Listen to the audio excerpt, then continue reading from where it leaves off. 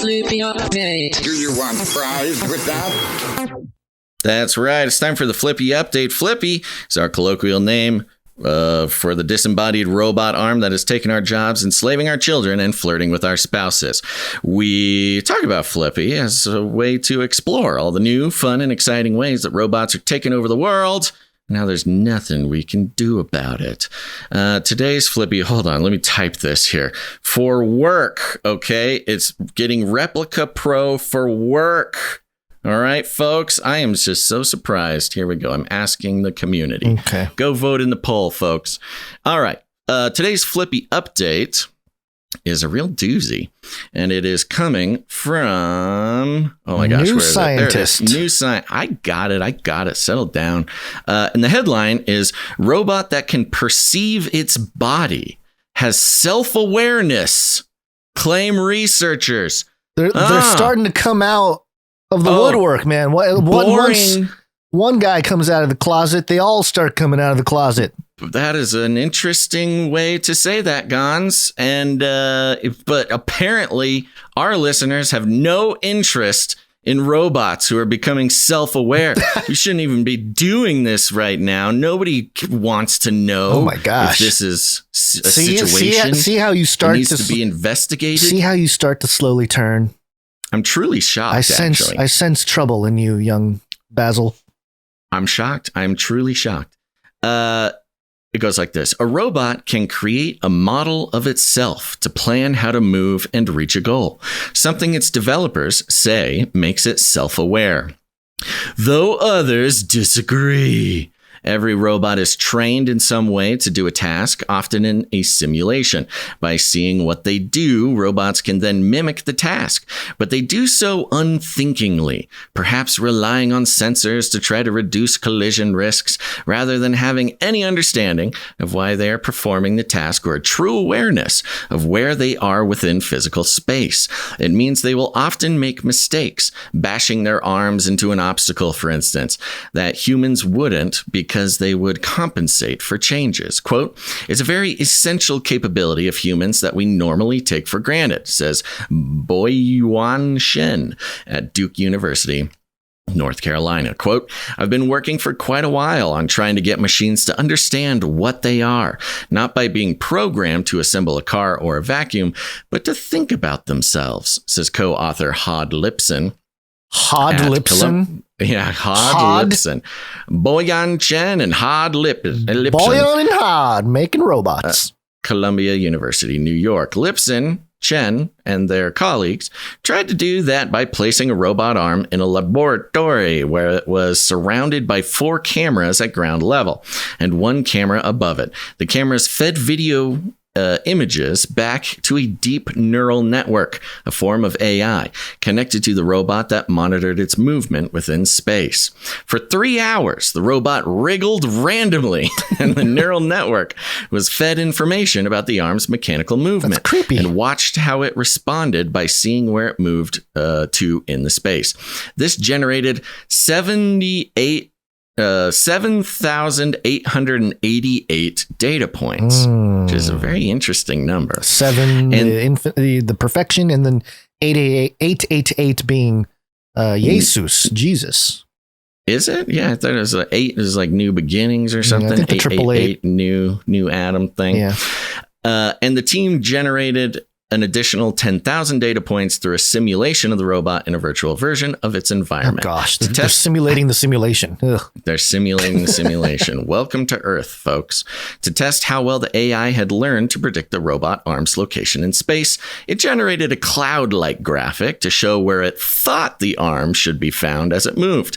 It was accurate to within 1%, meaning if the workspace was 1 meter wide, the system correctly estimated its position to within 1 centimeter. If the neural network is considered to be part of the robot itself, this suggests the robot has the ability to work out where it physically is at any given moment. Quote, to me, this is the first time in the history of robotics that a robot has been able to create a mental model of itself, says Lipson. Quote, it's a small step, but it's a sign of things to come. he said ominously, staring off into the distance as a thunder cloud clapped overhead.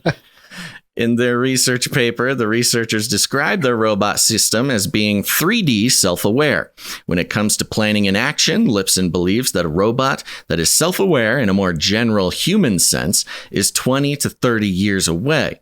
Chen says that full self-awareness will take scientists a long time to achieve. Quote, I wouldn't say the robot is already fully self-aware, he says.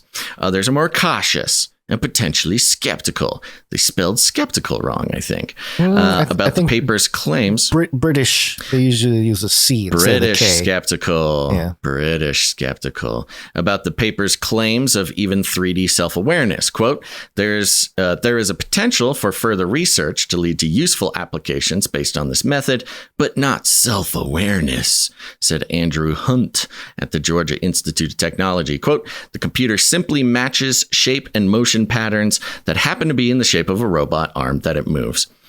Yeah. See, these conversations are becoming philosophical. Yes, these philosophical conversations are becoming very mainstream. I was listening to Joe Rogan talk to some guy who was saying that the Turing test gets passed all the time now, mostly by males thinking that they're talking to a female through chat.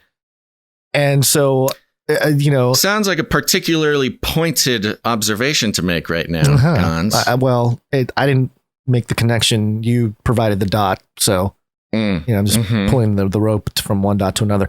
But these conversations about, what are we aren't we just molecules in motion? If a computer is just moving around from the response of the environment, what are we doing? Aren't we doing the same thing at a higher level? So those conversations are becoming much more common in the milieu, I would say. And that really sets up culture to accept some kind of animate robot sentience or something. At least the people are thinking about those issues at a more practical and a tangible level. Whereas before it was more like movies and, psychological thrillers and things like that. Now it's Joe Rogan talking about like the stoner talk stuff that they do. So interesting. So here's something that a little bit more practical of a concern that I have here.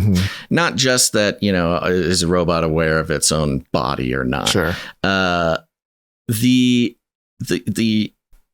tech that this would take or currently takes is for the robot to have cameras. It needs to be able to see itself, see its own body in order to do this. So if there were some sort of system, a robot butler system, where you have a robot around your house and you want your robot to see itself and be aware of its own body, that means you would need, much like a great example is VR. VR, you need sensors around the room. Now, not all of them need this, but the good ones you do. You need sensors around the room that place your VR helmet in space. It can sense itself. And much like that, if you wanted a self-aware robot in your home, you would need sensors or cameras your whole house or would something. Need to be mapped. Your whole in the brain home of the robot would need to be in some sort of panopticon where it could learn where it is its own body in relation to your whole zone. And so, if I do want to give a shout out to Cool Runnings Mon, who was at some convention or something. Cool Runnings Mon and Senjess, I believe, were both there. And there was a robot booth. I think it had like a Pepper version. I'm trying to pull up the note that they sent so I can actually give the information. But they were visiting the booth for the robot butlers. There it is. Let's see here. They talked to the people at the booth for a while. It looks like they have a bunch of Pepper robots, and they are specifically robot concierge companies. Like there's 5 companies who are making robot concierges, which is basically a robot butler. So shout out to Cool Runnings Mon. I believe Senjess was there as well. And So this is not very far away. And if you want your robot to be aware of its own body so it doesn't accidentally, put an arm through your dog or something, you're going to have to create your own little panopticon there right in your home. And what a better way to do it than promising the life of leisure that comes with having your own robot concierge. And the stepping stone to that, a lot of the fully immersive VR will be AR, augmented reality, and augmented reality is heavily dependent on, some kind of sensor of your room, because you'll have, once your sensors know where you are in space, then you can put all kinds of digital ads all over your wall or whatever, that'll just be everywhere floating all sorts around. Of possibilities. So that'll be a thing moving forward too, but yes. Even the little Roombas right now, I believe the Shark brand, they have a camera on the top of the thing, and it uses the camera to image recognize your ceiling as it goes through the house. And it makes a map of your ceiling and uses that to navigate around.